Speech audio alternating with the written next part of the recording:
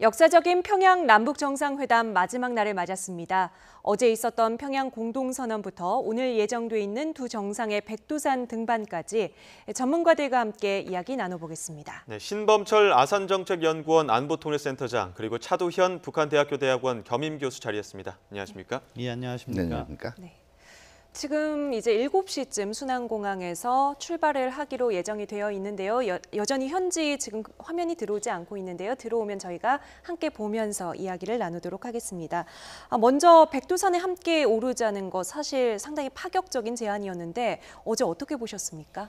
예, 저 사실은 무언가 20일 일정이 비어 있다는 것이 평양 일정은 아닐 거라고 추정은 했었습니다. 예. 그런데 백두산 같은 경우에는 사실 비행 거리나 이런 것 그리고 또 내려서 이동 시간 고려할 때 쉽지 않은 결정이었는데 아무래도 백두산이 우리 민족의 지니는 상징성 그런 것을 고려했고 또 문재인 대통령께서도 북한 땅으로 백두산을 오르고 싶다는 말씀을 과거에 한 적이 있기 때문에 그런 것을 배경으로 해서 양측이 사전 접촉을 해서 결정을 한 것 같습니다. 네. 교수님은 어떻게 보셨어요? 네, 그러니까 그 원래 사전 브리핑할 때 원래 2박 3일 일정이지만 최종일 일정에 따라서 또 귀한 시간이 변경될 수도 있다. 그러니까 하루 더 있을 수도 있다는 뉘앙스도 있었거든요. 그래서 백두산 갈 수가 있겠구나. 기상황에 따라서 생각을 했고요. 결국은 지금 어떻게 보면 평양에서는 극상의 예우를 한 거죠. 그 다음에 또 다른 일면에서 상징적으로 네. 흔히 지금 북한의 지도층을 백두혈통이라고 얘기를 하잖아요. 예. 그러니까 이 민족의 영산이라는 의미도 있지만 결국은 백두산에 와서 그러니까 상대 북한 내부의 어떤 선전이나 이런 면에서 보더라도 실적으로 백두혈통 출신의 지도자가 백두산에서 한국 지도자를 만났다. 이것만큼 상징적인 네. 의미가 없거든요. 예, 무엇보다 가장 또 역사적인 한 장면이 되지 않을까 이렇게 예상도 그렇죠. 되는데요. 어제 이야기도 해보겠습니다. 어제 또 가장 인상적이었던 장면 중에 하나가 집단 체조 장면이었었거든요. 거기에 대해서 문재인 대통령 연설도 했었는데 어떻게 보셨습니까? 예, 연설 내용이 상당히 감동적이었습니다. 그러니까 사실은 15만 명이 꽉 들어찬 능라도 5일 경기장 거기에서 집단 체조 내용 자체야 과거의 아리랑 공연에 비해서는 상당히 순하단 내용이고 별 문제가 없다고 보고요. 거기서 대통령께서 하신 그 연설의 메시지는 결국 어떻게 보면 평화를 상당히 강조하셨고 그리고 우리 민족 동일성을 상당히 강조하셨어요. 그런 부분에 있어서 거기에 왔던 북측 시민, 평양 시민들도 호응이 대단했던 것 같고 그 부분은 우리가 앞으로 하나가 된다는 통일을 지향하는 그 관점에서 아주 잘 짜여진 연설을 하셨다고 평가합니다. 네.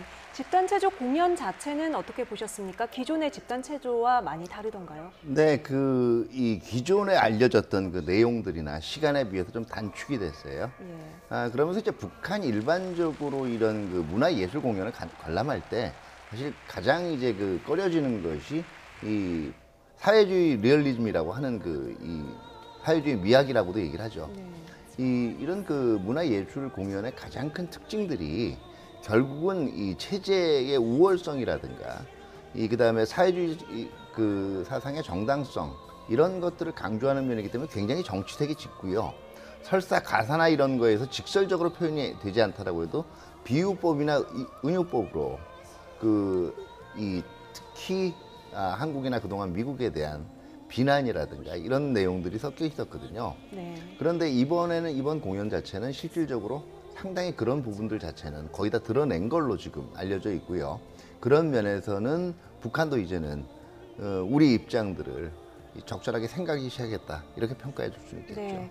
평양 시민 10만여 명이 동원이 됐다고 하니까 상당히 신경 쓴 기획이라고 봐야겠죠. 그렇죠. 자, 그러면 이 자리에서 두 정상의 어제 집단 체도가 끝난 뒤에 평양 시민들 앞에서 했던 연설의 내용을 한번 들어보겠습니다. 김정은 위원장이 문재인 대통령을 소개하면서 남북관계 발전과 평화를 위해 애쓰는 모습에 감사하다 이런 말을 했는데요. 직접 들어보시죠.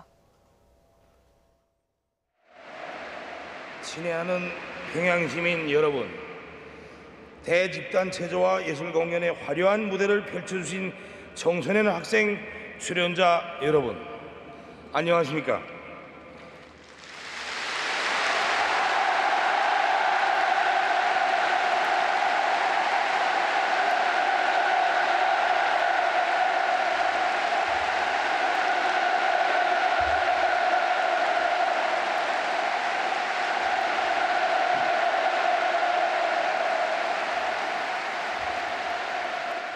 평양시 각계층 인민들이 오늘 이렇게 뜻깊은 자리에 모여 모두가 하나와 같은 모습, 하나와 같은 마음으로 문재인 대통령과 남측 대표단을 따뜻하고 또 열렬하게 환영해 맞아주시는 모습을 보니 감격스러움으로 하여 넘쳐나는 기쁨을 다 표현할 길이 없습니다.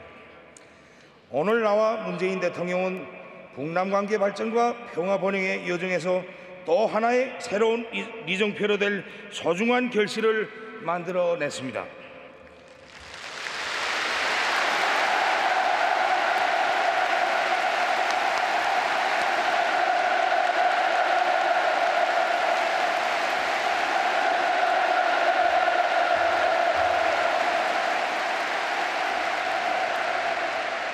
오늘의 이 귀중한 또 한 걸음의 전진을 위해 평양을 방문한 문재인 대통령의 지칠 줄 모르는 열정과 노력에 진심 어린 감사의 뜻을 표하고 싶습니다.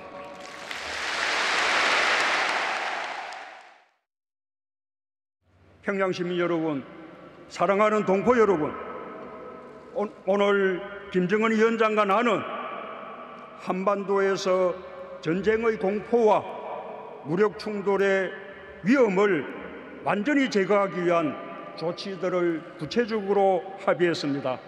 또한 백두에서 한라까지 아름다운 우리 강산을 영구히 핵무기와 핵 위협이 없는 평화의 터전으로 만들어 후손들에게 물려주자고 확약했습니다. 우리는 5,000년을 함께 살고 70년을 헤어져 살았습니다. 나는 오늘 이 자리에서 지난 70년 적대를 완전히 청산하고 다시 하나가 되기 위한 평화의 큰 걸음을 내딛자고 제안합니다. 네, 아마 평양 시민들이 보기에도 인상적인 장면이었을 것 같은데 어떻게 보셨습니까? 네, 앞서 말씀드린 것처럼 메시지 자체가 예. 한반도 평화 그리고 우리 민족의 단결 뭐 이런 메시지를 냈기 때문에 평양 시민들도 뭐 그런 거에 공감을 했을 거라고 생각합니다. 다만 우리 대통령께서 그 핵 없는 한반도 이렇게 예. 강조하셨는데 그건 북측에서는 잘 안 하는 얘기니까 네. 그 부분은 평양 시민들도 놀라기도 했을 거라고 생각하는데 우리로서는 당연히 전달해야 됐을 메시지다 그렇게 보고요. 그래서 제가 앞서 이렇게 잘 짜여진 구성으로 연설을 하셨다 그렇게 말씀드린 겁니다. 예. 네. 어떻게 보셨습니까? 국가 원수가 어쨌든 문재인 대통령을 추켜 세우면서 어떤 그 노력을 뭐 또 감사를 표하기도 했었는데 그런 연설을 보시면서 좀 느낀 바가 있을 것 같은데요. 전통적으로 북한 입장에서는 저런 종류의 연설은 우방국 네. 지도자들한테 이제 하던 방식이고요. 그리고 뭐 지금 관중 수만 봐도 그렇지만은 저렇게 운집한 가운데서 연설의 기회를 준다라는 건 정말 최고의 호의를 네. 표시하고 있다라고 봐야 됩니다. 특히 지금 이 대통령께서 얘기하신 이 핵위협, 핵무기 없는 한반도, 네. 조선반도죠. 북한 용어로는 사실 저 용어 자체는 북한에서도 이미 지금 9월 6일 날 조선중앙통신을 통해서 김정은 위원장이 그렇게 얘기했다고 나갔거든요. 예. 그렇기 때문에 그렇게 북한 주민들 입장이 생경하지는 않았을 거예요. 다만 그동안 이제 노동신문이라는 논조를 보면 항상 이제 한국 정부는 이 대결적이었고 한국 정부 문제 때문에 이 조선반도의 긴장이 계속 고조돼 왔고 이런 쪽으로 생각을 가지고 있었을 가능성이 굉장히 커요. 그런 쪽으로 주입이 됐기 때문에 정부나 이런 쪽이 그러니까 어제 연설은 상당히 평양 시민들 입장에도 좀 어떻게 보면 신선한 충격이었을 것 같아요. 네. 어제 연설이 다 끝나고 나서 김정은 위원장이 문재인 대통령의 손을 잡아서 이렇게 시민들 앞에서 들어 보이기도 했습니다. 이런 제스처는 북한 주민들에게 어떤 메시지로 다가갈까요? 뭐 남북이 하나 됐고 지금 평화가 왔다. 그리고 북측 입장에서는 그것을 김정은 위원장이 주동적으로 하고 있고 문재인 대통령이 수용을 했다. 뭐 그런 메시지라고 생각합니다. 예. 예.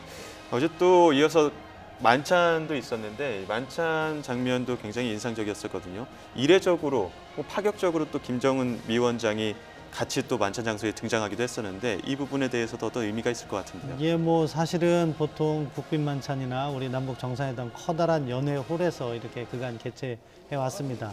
문재인 대통령께서 평양 시민들이 가는 식당을 가보고 싶다고 하셔가지고 또 저 수산물 시장 식당은 개원한 지 2달 정도밖에 안 되는 새로 만들어진 곳이거든요. 그러니까 예. 북측에서도 나름 자랑할 만한 식당입니다. 그리고 화면에서도 나오겠지만 그 수족관 같은 것들도 상당히 우리 일반 횟집보다 상당히 커요. 지금 나오고 있는데 예. 북측에서도 그런 것을 상당히 자랑하고 했는데 아무튼 양 정상이 북한 일반 시민들이 오는 그런 식당에서 같이 식사를 하고 어떻게 보면 더 친하게 어울리는 그런 모습이 어떻게 보면 정상 간 유대를 통해서 이런 평화 문제를 풀어간다 하는 메시지를 발신하는 데 긍정적인 역할을 했을 거라고 봅니다. 네, 저 장소도 장소지만요. 두 정상이 첫째 날 만찬 같이 하고 이튿날에 오찬 만찬 또 하고 그렇죠. 오늘 또 백두산 올라가서 거기서 오찬이 예정돼 있다고 해요. 네네. 이렇게 잦은 만남이랄까요? 접촉이랄까요? 일반적인 외교 관례로 보면 어떻습니까?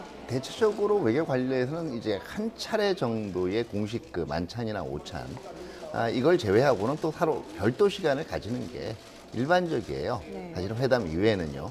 근데 지금 이게 뭐 2번, 3번이 된다라는 건 그만큼 이제 남북한 관계가 과거와는 달리 지금 밀착돼 있다는 걸 보여주는 거기도 하고요.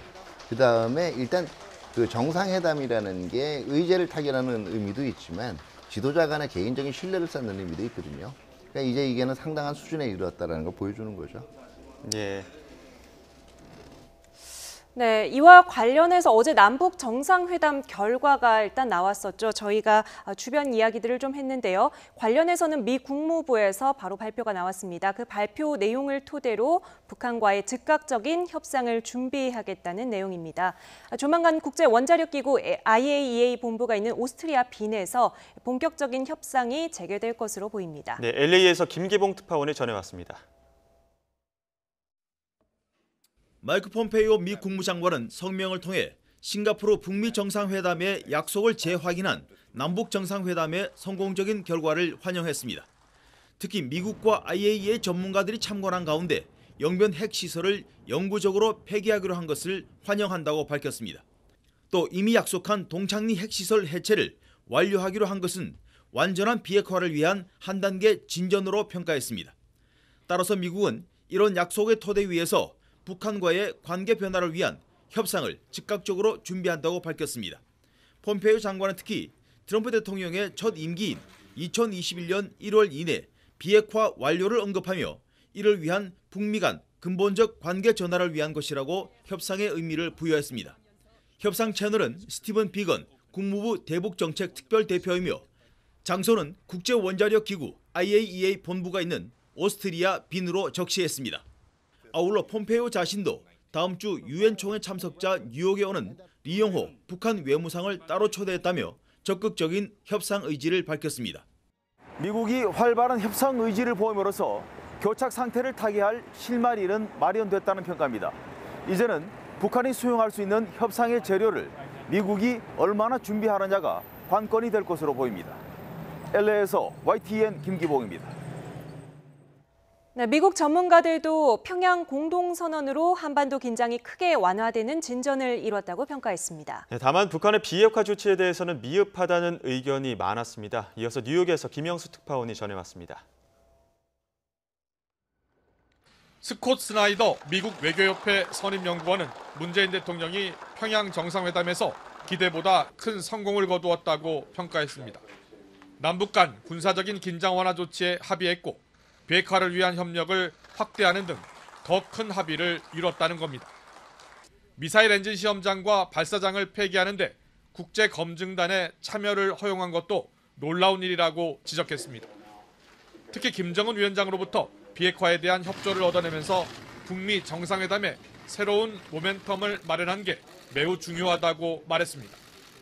애덤 마운트 미 과학자연맹 선임연구원도 남북한의 합의가 한반도 위험을 축소하기 위한 인상적인 진전을 이뤘다고 평가했습니다. 하지만 비핵화 실천 약속에 대해선 대체로 미흡하다는 평가가 많았습니다.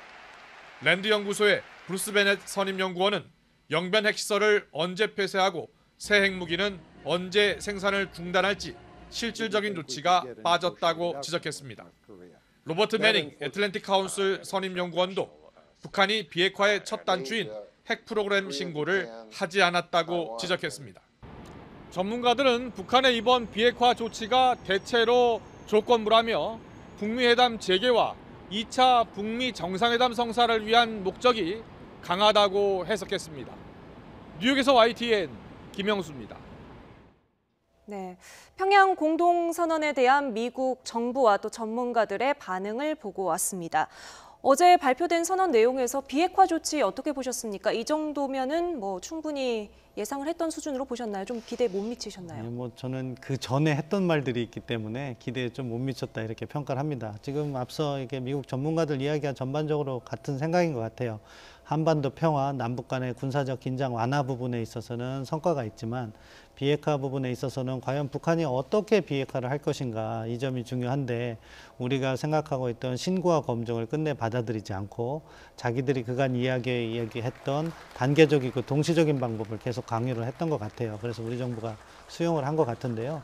그러니까 동창리 핵시설, 동창리 미사일 발사 시설 폐기할 때 그걸 뭐 이렇게 과거는 자기들이 했는데 이번에는 외국 전문가들을 갖다가 초청해서 그것을 관람하게 하게 한다는 데는 진전이 있습니다. 하지만 또 그 다음에 미국에 상응하는 조치를 요구했고 아마 상응하는 조치는 종전 선언이 되겠죠. 예. 그 다음에 신고를 하겠다 이런 네. 얘기를 했으면 저는 긍정적으로 봤을 텐데 신고가 아니라 영변 핵시설로 가는 거죠. 그럼 영변 핵시설을 또 잘게 나눌 겁니다. 거기 보면은 원자로가 있고 재처리 시설이 있고 또 농축우라늄 시설이 있어요. 그걸 하나씩 또 하면서 이렇게 또 다음에 보상을 요구하게 되면은 이 비핵화가 생각보다 길어질 수가 있거든요. 그래서 그런 부분이 좀 아쉽다고 생각합니다. 예, 교수님도 어떻게 보셨습니까? 상응 조치에 따라 영변 핵시설 폐기. 그렇다면 이전과 같은 평행선을 달리는 것이라고 분석을 하십니까? 미국이 받아들이겠다는 충분히 그럴 수가 있고요.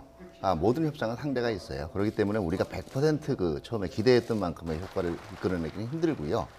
그런 점은 감안을 하더라도 저 개인적으로 봐도 이게 아마 미국을 당장 협상 테이블로 불러올 만한 동력이 되기에는 조금 모자란 면이 있어요. 조금 전에 워싱턴 반응이 나왔는데 네. 제가 보다 정확하게 전문가 반응을 드리면 앞에 있는 이분들이 얘기한 걸 풀 스크립트를 읽어보면 앞에 있는 내용은 의례적인 거예요. 이걸 환영한다 이런 분위기가 된 거예요. 그런데 뒷부분에 훨씬 큰 방점이 찍혀 있어요. 이게 왜 그러냐 하면 사실은 그 미국이 한 단계 더 이제 본격적인 협상에 나가기 위해서 그동안 안 해본 거를 해봐야 돼요. 어떤 조치가 어떻게 됐다는 건 중요한 게 아니라 이게 종전선언하고 핵신고였단 말이에요.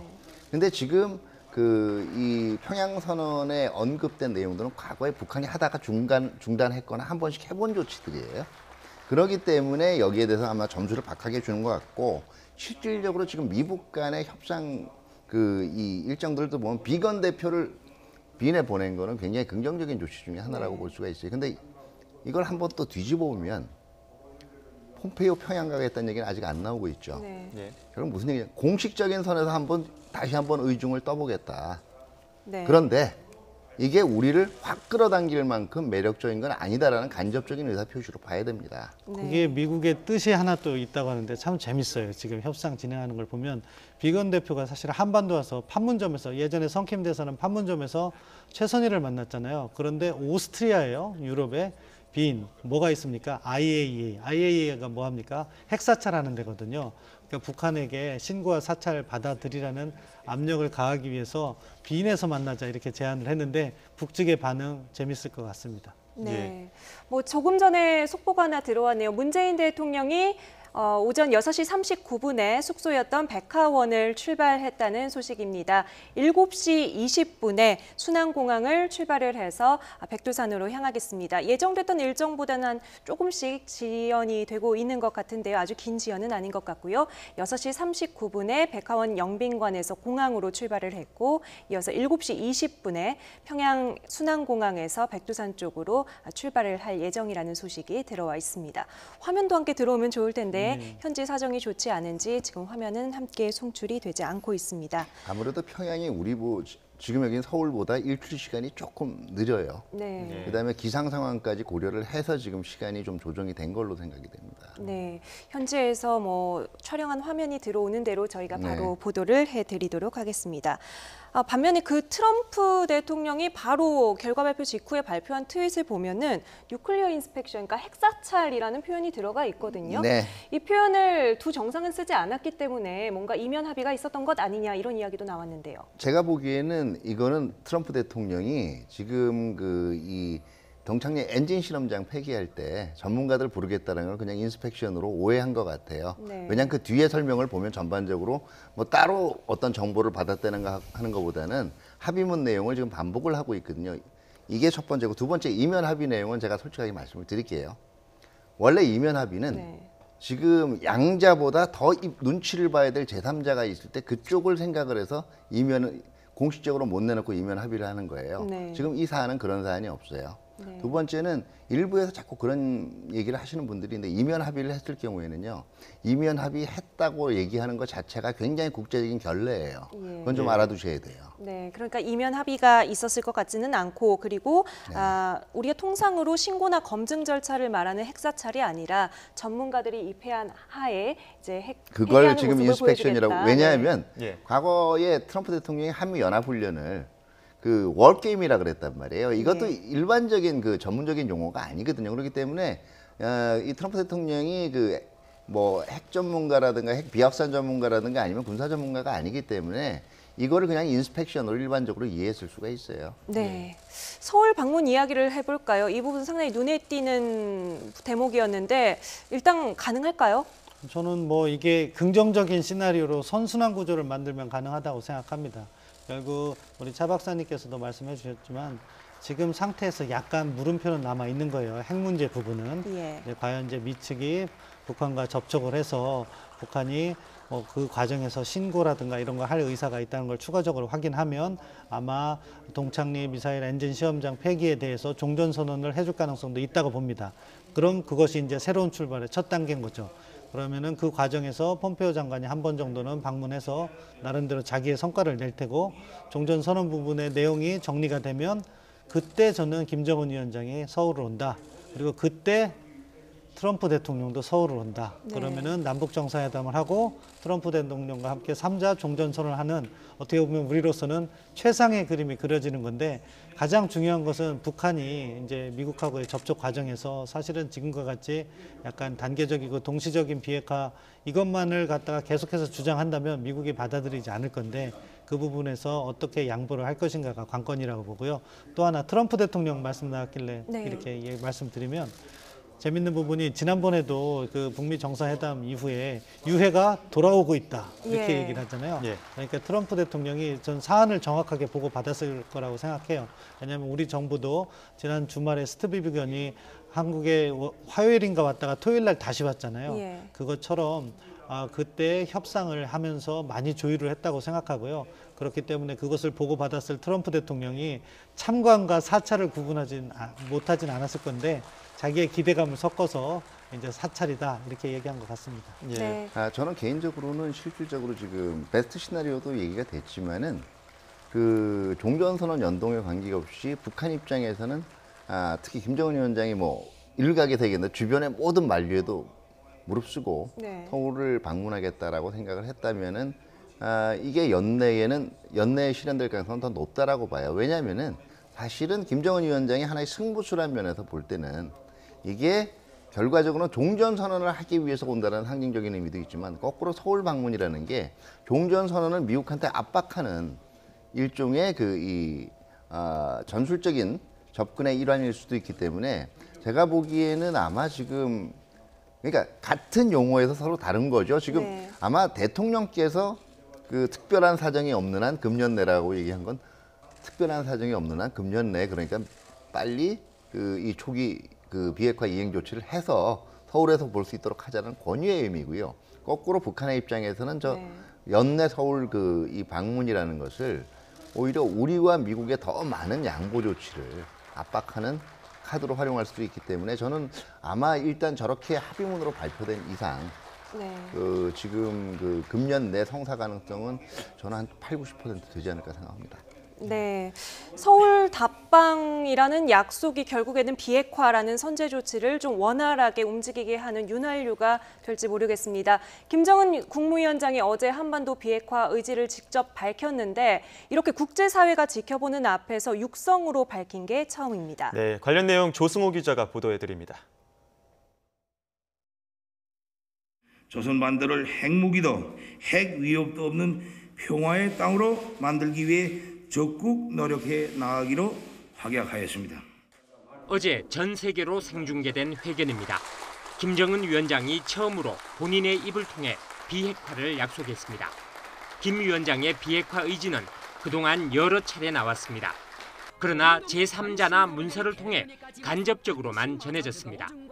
대북 특사단의 입을 통해 알려졌고 판문점과 싱가포르 정상회담 때는 공동선언문에 명시됐습니다. 북한 언론도 앵커의 입을 통해서였습니다.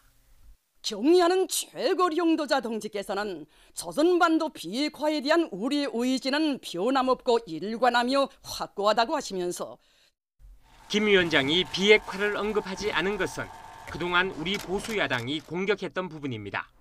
판문점 선언 비준 동의안이 국회에 제출되자 김 위원장이 입으로 직접 말한 적이 한 번도 없다며 반대해왔습니다. 직접적으로 여러분들 의원님들 김정은 위원장의 육성으로 그 이야기를 들은 적이 있으십니까? 이번 공동선언에 대해서도 보수야당은 비핵화 문제에서 오히려 퇴보했다고 비난했습니다. 그러나 김정은 위원장의 비핵화 육성만큼은 부담이 될 것으로 보입니다. YTN 조승호입니다. 네, 문재인 대통령은 오늘 오전 6시 39분에 백화원 영빈관을 떠나 공항으로 출발했습니다. 평양국제공항의 예상 출발 시간이 7시 20분경이었는데 아마 지금쯤 출발을 했거나 이미 했을 것으로 보입니다. 네, 오늘 김정은 위원장과 문 대통령은 백두산 등반을 동행한다는 이야기가 들어와 있고요. 이후에 백두산 남쪽 정상 장군봉까지 등반할 예정이라는 소식까지 들어왔습니다. 날씨가 좀 좋으면 천지까지도 이동할 계획까지 있다 이러는 소식도 들어와 있습니다. 네, 현지에서 두 정상이 함께 백두산을 오르는 모습은 아마 저녁쯤에 저희가 또 화면을 받아서 보도해드릴 수 있을 것 같습니다. 대통령과 일행들의 이동 경로가 조금 더 들어오는 대로 다시 한번 전해드리도록 하겠습니다. 네. 예, 계속해서 이야기를 좀 이어가 보도록 하겠습니다. 비핵화 의지에 대해서 김정은 위원장이 직접 이야기하는 리포트 보고 왔습니다. 일단은 그러면 서울 방문까지 순조롭게 진행이 되려면 특히 북미 대화가 좀 중요할 것 같은데 이미 폼페이오 장관이 어느 정도 가능성을 열어두었고요. 향후 시나리오 좀 어떻게 전개될 것으로 예상을 하세요? 예, 일단 미 측은 폼페이오 장관이 긍정적으로 평가를 했고요. 그래서 아까 차 박사님께서 말씀하신 것처럼 자기가 직접 북한을 가겠다 그런 얘기를 하지 않고 유엔 총회 계기에 리용호 외무상이 뉴욕을 방문합니다. 북한도 27일인가 아마 연설을 하게 돼 있을 거예요. 그 계기에 이제 리용호 외무상을 만나겠다 이렇게 얘기했어요. 근데 여기 한 가지 문제점은 지금 핵 문제를 김영철 부위원장이 담당을 하고 있어요. 리용호 외무상이 어느 정도 권한이 있는지가 물음표인 거죠. 그래서 그랬는지 몰라도 스티브 비건 대북정책 특별대표에게 IAEA가 있는 빈에서 북한의 상대 카운터파트라고 할 수 있는 최선희 부상이 될 것 같은데 만나게 하겠다 했는데 이 부분은 또 북한이 수용을 해야 되는 문제가 있어요. 장소 자체가 상징하는 것이 핵 사찰이라고 말씀드렸잖아요. 그렇기 때문에 북한이 그거는 또 거부를 할 가능성이 있습니다. 그렇게 보면 결국 이 문제를 풀기 위해서는 적어도 폼페이오 국무장관과 김영철 부위원장 간에 직접 채널이 가동이 돼야 될 거라고 보는데 그것이 언제쯤 될 것인가 아니면 스티브 비건을 최선희가 비인에서라도 만날 것인가 아니면 또는 새로운 장소를 또 제시해서 싱가포르에서 만나든 중국에서 만드는 제3국에서 만날 것인가 이렇게 지금 앞으로 시나리오는 상당히 다양하게 그릴 수 있는데요. 제일 중요한 것은 방금 전에 말씀드린 것처럼 김영철 폼페이오 라인이 가동이 돼야지 실질적인 진전이 있을 것 같다 그렇게 생각합니다. 여기서 좀 중요한 게 트럼프 대통령이 인스펙션이라고 얘기한 걸 의도적으로 썼을 경우에는요. 저게 지금 영변 동창리 시설 참관을 인스펙션이라고 보는 게 아니라 사찰을 하려면요. 신고를 하는 게 앞서서 진행이 돼야 되는 거예요. 그 내용에 대해 사찰을 하는 거거든요. 그렇기 때문에 트럼프 대통령은 이렇게 던져버린 거예요. 지금 얘기 나온 거에서 이면 합의가 있든 없든 나는 사실은 신고를 전제로 한 사찰이 앞으로 있을 걸로 믿고 들어가겠다라고 얘기를 한 거고. 근데 이게 만약에 실질적으로 비건 대표 최선희 부산관이든 아니면은 지금 폼페이오 장관하고 그 리옹호 외무상 관이든 이게 아니다라는 게 이 또 확인이 되면 그 폼페이오 장관 방북 취소처럼 또 이제 다른 상황이 벌어질 수도 있어요. 예. 남북 간의 합의 내용에 대해서 다시 한번 또 짚어보면 좋을 것 같은데요. 어제 남북 간 군사적 이행에 관련된 부속 합의가 나왔단 말이죠. 그 부분에 대해서는 어떻게 보셨습니까? 일단은 지금은 전쟁을 유발할 수 있는 각종 행위들을 이제 자제하고 또 어떤 면에서 일정한 구역을 정해서 하지 말자라고 약속하는 게 핵심인데요. 이게 뭐 전통적인 군사적 신뢰 구축, 그 다음에 전문적인 용어로는 이제 군사력 운용을 수는 줄이는 게 아니라 운용을 제한하는 거예요. 운용적 군비 통제의 전형을 보여준 거라고 생각이 되고요. 제가 볼 때는 아마 이 합의문 다시 말해서 평양선언 제일 앞에 나왔지만 그만큼 자신 있게 남북한이 준비한 것 같고 정격성도 꽤 높은 것 같아요. 다만 이제 어떤 의미들이 있냐면 이 재래식 남북한 간의 재래적 신뢰 구축이라는 것 자체가 이게 분명히 앞으로 비핵화하고 선순환 구조를 지닐 수 있는 가능성이 여지가 충분히 있어요. 근데 이제 미소의 과거의 예를 들어보면 항상 핵 군축 회담하고 재래식 군비 통제 회담이 앞서거니 뒤서거니 끌어주는 구조를 가졌어요. 그러니까 군사적인 신뢰 구축하고 운영적 군비 통제만 쭉 앞서 나간다라고 해서 그 다음에 핵 군축 문제가 자동적으로 해결되는 문제는 아니에요. 이건 우리가 항상 염두에 두고 시작을 해야 됩니다. 그럼 어제 발표된 군사적 적대 행위를 금지하는 합의 내용 어떤 것인지 다시 한번 짚어보고 오도록 하겠습니다. 김주환 기자가 보도해드립니다. 문재인 대통령과 김정은 국무위원장이 지켜보는 가운데 송영무 국방장관과 북한 노광철 인민무력상이 군사 분야 합의서에 서명했습니다. 합의서엔 어떠한 경우에도 남북이 무력을 사용하지 않기로 한 내용이 담겼습니다. 이를 위해 지상에서는 군사분계선으로부터 5km 안에서 포병 사격 훈련과 연대급 이상 야외 기동훈련을 전면 중지하고 해상에서는 서해 남측 덕적도부터 북측 초도, 동해 남측 속초 이북으로부터 북측 통천 이남까지 약 80km 해역을 완충 수역으로 설정했습니다. 이 수역에서는 함포 사격은 물론 해상 기동훈련도 중지됩니다. 해안포와 함포의 포구에 덮개를 씌우고 포문도 폐쇄하기로 했습니다. 한강하구는 공동이용 수역으로 설정해 민간 선박의 이용을 군사적으로 보장할 방침입니다.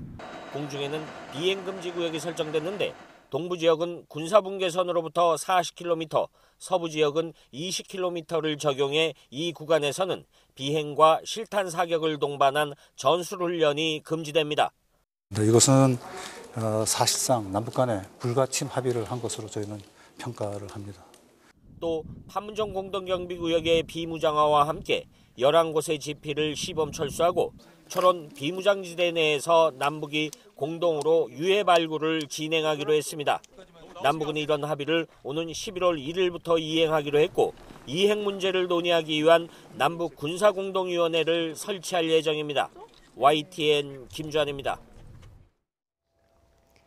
김주환 기자의 리포트로 어제 군사 합의 내용 보고 왔습니다. 조금 첨언을 하신다면요? 뭐 전문성 있게 잘 해주셔서 특별히 추가할 건 없는데요. 내용 자체가 양측 간의 무력 충돌을 방지하는 데 있어서 필요한 내용이 아주 세세하게 잘 담겼습니다. 우리 군 당국이 많이 노력한 것은 평가합니다. 다만 이제 그 군사 공동위를 1조에서 구성해서 운영하기로 되어 있는데 그 내용에 있어서 무력 증강까지 공동위원회에서 통제를 할 수 있게 하는데 그것이 우리의 국방 개혁이라든가 독자적 군사력 건설 부분을 지나치게 간섭하면 안 되기 때문에 그 부분에 있어서는 운용상의 양해를 얻어놔야지 우리가 독자적인 군사력 증강 계획, 국방 개혁을 통해서 하고 있는 것을 안정적으로 이행할 수 있다. 그 점은 지적하고 싶습니다. 무력 증강 부분. 조금 먼 옛날에 얘기했지만 이제 이 서해에 평화 수역이 설정이 되고 시범구역이 이제 점차 확정이 되잖아요. 공동으로 구역.